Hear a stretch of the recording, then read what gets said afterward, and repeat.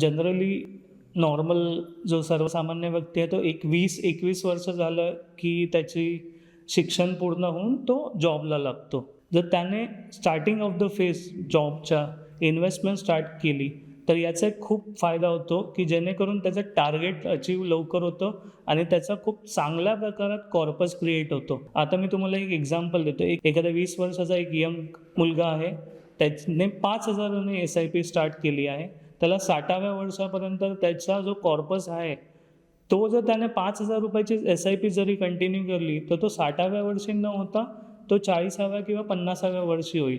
But तेच तुम्ही 40व्या वर्षी आहात आणि तुम्ही विचार करतायत की नाही, मी 20व्या वर्षी ₹5,000ची SIP नव्हती केली, बट मी आता ₹20,000ची SIP करतोय.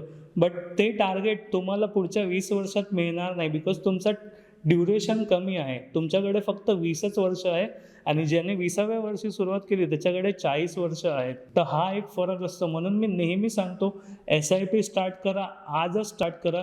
सगळ्यांसाठी ओपन आहे. त्याला काहीही रिस्ट्रिक्शन्स नाही आहे, काहीही टर्म्स अँड कंडिशन्स नाही आहेत. तुम्ही कधीही म्युच्युअल फंडमध्ये इन्व्हेस्टमेंट स्टार्ट करू शकतात.